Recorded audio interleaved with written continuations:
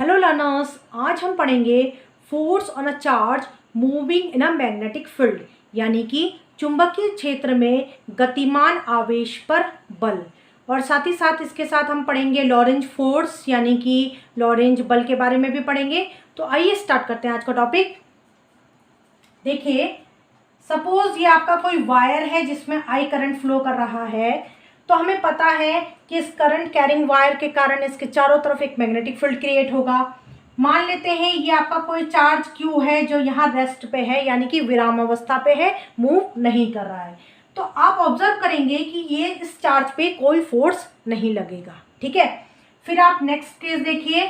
यही आपका current carrying wire है जिसमें आई एम्पेयर का करंट फ्लो कर रहा है।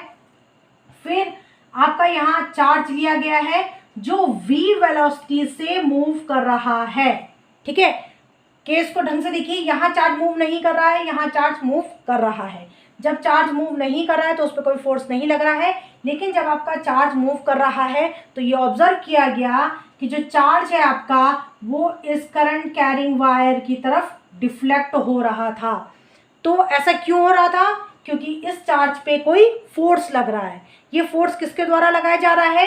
ये फोर्स लगाया जा रहा है मैग्नेटिक फील्ड के द्वारा, यानी कि चुंबकीय क्षेत्र के द्वारा। तो इसलिए ये फोर्स कहलाएगा आपका मैग्नेटिक फोर्स। ठीक है, फिर ध्यान दीजिए, मैग्नेटिक फोर्स और मैग्नेटिक फोर्स यानी कि जो मैग्नेटिक फील्ड के द्वारा लगाया जा रहा है और जो इलेक्ट्रिक फील्ड के द्वारा जो फोर्स लगाया जाता है, उनमें डिफरेंस क्या होता है उसको भी यहाँ देख लीजिए।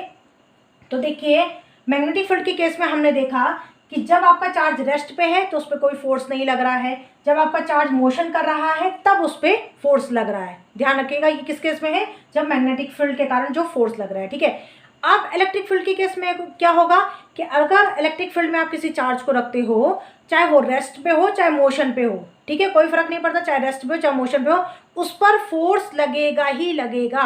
इलेक्ट्रिक फील्ड उस चार्ज पे फोर्स लगाएगा ही लगाएगा, चाहे वो रेस्ट पे हो या फिर आपके मोशन में हो। तो यही डिफरेंस होता है आपका इलेक्ट्रिक फोर्स और मैग्नेटिक फोर्स पे। ठीक है, यानी कि उस फोर्स पे जो इलेक्ट्रिक फील्ड के द्वारा लगाया जाता है और उस फोर्स पे जो मैग्नेटिक फील्ड के द्वारा लगाया जाता है।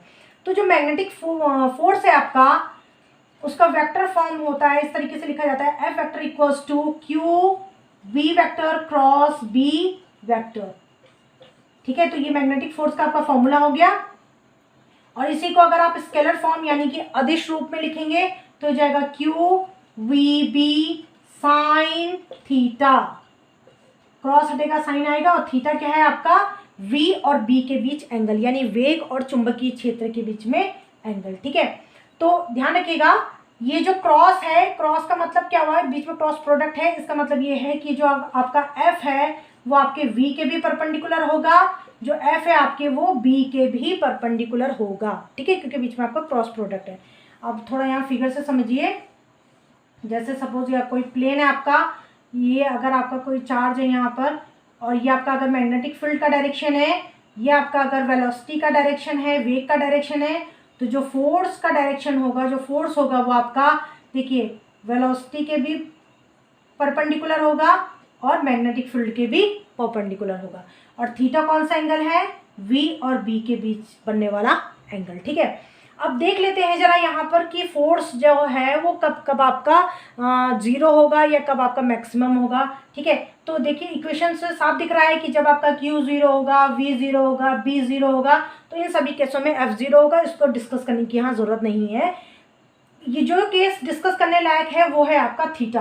देखिए, अगर आपका थीटा जीरो हुआ या फिर 180 डिग्री हुआ, तो दोनों ही केस में F की वैल्यू जीरो होगी, क्योंकि साइन जीरो या साइन 180 की वैल्यू जीरो होती है। उस केस में आपका पूरा F क्या हो जाएगा? जीरो हो जाएगा। ठीक है, समझ गए अब आप? तो कौन सी कंडीशन है?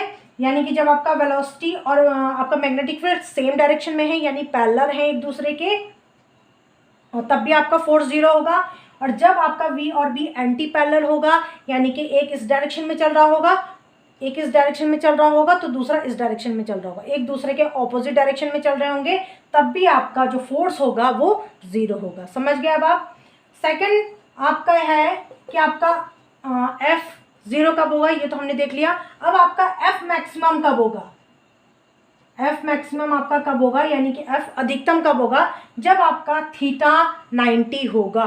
ठीक है, ध्यान रखिएगा, जब आपका ऊपर यहाँ दिखाई दे रहा होगा, चलिए यहीं लिख लेते हैं, जब थीटा आपका क्या होगा 90 डिग्री होगा।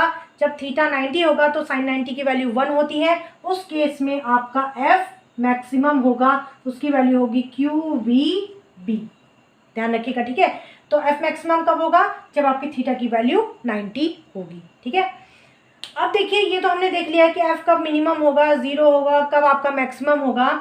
अब देख लेते हैं फोर्स का डायरेक्शन, की फोर्स का डायरेक्शन किस तरीके से निकाला जाता है।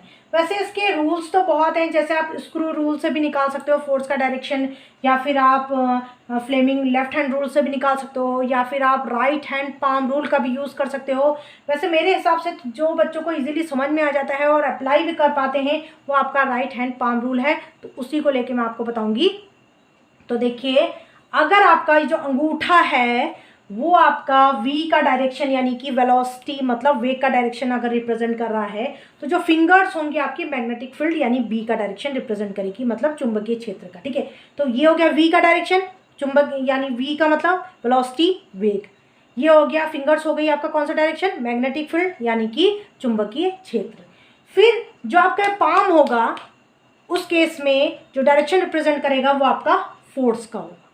समझ गए अब आप। तो एक एग्जांपल बता देती हूँ हम कैसे इसको रूल को अप्लाई करेंगे फोर्स का डायरेक्शन निकालने के लिए, जिससे आपको थोड़ा कॉन्सेप्ट क्लियर हो जाएगा। ठीक है,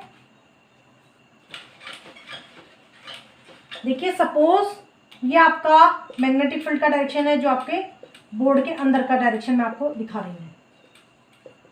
ठीक है, सपोज आपका जो मैग्नेटिक फील्ड का डायरेक्शन है वो बोर्ड के अंदर की तरफ है, और जो वेलोसिटी का डायरेक्शन है वो आपका ऐसा है। तो आपका फोर्स का डायरेक्शन अब कैसा होगा, देखिए, तो मैंने क्या बताया था, फिंगर्स का डायरेक्शन किस तरफ होगा, मैग्नेटिक फील्ड की तरफ। तो ये मैग्नेटिक फील्ड की तरफ हो गया, फिंगर्स का डायरेक्शन अंदर की तरफ, अंदर यानी बोर्ड के अंदर की तरफ हो गया। और अंगूठा किस तरफ करना है, जहाँ वेलोसिटी होगी, तो वेलोसिटी इस तरफ है, तो वेलोसिटी की तरफ हमने अंगूठा कर दिया, ये वेलोसिटी की तरफ हमारा अंगूठा हो गया। अब देखिए पाम किस तरफ डायरेक्शन रिप्रेजेंट कर रहा है, पाम ऊपर की तरफ कर रहा है, यानी कि ये वाला, ये आपका फोर्स का डायरेक्शन हो गया। तो इस तरीके से इसको v का डायरेक्शन, इसको b का डायरेक्शन और इसको फोर्स का डायरेक्शन मानना है, तो इस तरीके से आपको फोर्स का डायरेक्शन निकल जाएगा। कौन से रूल से, राइट हैंड पाम रूल से। ठीक है, तो अब इसके आगे बढ़ते हैं। अब बात करेंगे हम लॉरेंज फोर्स की, यानी कि लॉरेंज बल। इसको लिख लीजिए, हेडिंग डालिए, लॉरेंज फोर्स यानी कि लॉरेंज बल। अब इसमें देखिए क्या होता है, सपोज एक ऐसा रीजन है जिसमें आपका इलेक्ट्रिक फील्ड भी है और मैग्नेटिक फील्ड भी है, यानी कि आपके पास एक ऐसा क्षेत्र है जिसमें विद्युत क्षेत्र भी है और आपका चुंबकीय क्षेत्र भी है। उस केस में अगर आपका कोई चार्ज पार्टिकल वहाँ होगा जो मूव कर रहा होगा v वेलोसिटी से, तो उस केस में उस चार्ज पार्टिकल पे जो नेट फोर्स लगेगा वही आपका लॉरेंज फोर्स यानी कि लॉरेंज बल कहलाएगा। ठीक है, तो एफ वेक्टर जो आपका लॉरेंज फोर्स रिप्रेजेंट करेगा वो आपका बराबर होगा F E vector plus F M vector. F E मतलब क्या हुआ कि इलेक्ट्रिक फील्ड के द्वारा जो लगाया गया फोर्स है, एफ एम मतलब हो गया मैग्नेटिक फील्ड के द्वारा जो लगाया गया फोर्स है, यानी चुंबकीय क्षेत्र द्वारा लगाया गया बल, और ये हो गया आपका विद्युत क्षेत्र द्वारा लगाया गया बल। तो हमें पता है, हमने जहाँ इलेक्ट्रिक फील्ड का चैप्टर पढ़ा था वहाँ हमने फोर्स के लिए फॉर्मूला देखा था कि जब कोई चार्ज है आपका इलेक्ट्रिक फील्ड में रखा जाता है तो उस पर जो फोर्स लगता है उसका फॉर्मूला क्या होता है, क्यू ई। तो एफ ई की जगह हम लिखेंगे क्यू ई, वेक्टर फॉर्म में लिख रहे हैं, इसका वेक्टर लिखिए। फिर अभी अभी हमने मैग्नेटिक फील्ड के द्वारा जो फोर्स है उसके लिए फॉर्मूला पढ़ा, क्या पढ़ा हमने, क्यू वी क्रॉस बी, यही पढ़ा अभी हमने। तो इसकी वैल्यू यहाँ पुट करिए, ये हो जाएगा Q V cross B vector. ठीक है, फिर इसमें से q को कॉमन निकाल लीजिए, तो अंदर क्या बचा, e vector plus v vector cross b vector. तो ये आपका क्या आ गया, लॉरेंज फोर्स। ठीक है, यही आपका लॉरेंज फोर्स है। और एक और बात नोटिस करिएगा, अगर आपका इलेक्ट्रिक फील्ड जीरो है, अगर आपका इलेक्ट्रिक फील्ड जीरो हो गया तो देखिए f क्या आ जाएगा, q v क्रॉस b, यानी कि ये आ गया, ये क्या है, मैग्नेटिक फोर्स है, यानी कि जो मैग्नेटिक फोर्स है वही आपका लॉरेंज फोर्स कहलाएगा। किस केस में? जब आपका इलेक्ट्रिक फील्ड यानी कि जब आपका विद्युत क्षेत्र शून्य है। तो यही कारण है कि कई बुक्स में मैंने देखा कि इसी को लॉरेंज फोर्स कहा गया है। ठीक है, तो अब आपको समझ में आ जाएगा इस इक्वेशन से कि कैसे हम कह रहे हैं कि यही आपका लॉरेंज फोर्स है। उस केस में कह रहे हैं जब आपका इलेक्ट्रिक फील्ड क्या होगा? 0 होगा। ठीक है, तो ये था आज का टॉपिक। अब नेक्स्ट क्लास में नेक्स्ट टॉपिक के साथ फिर मिलेंगे। Good bye.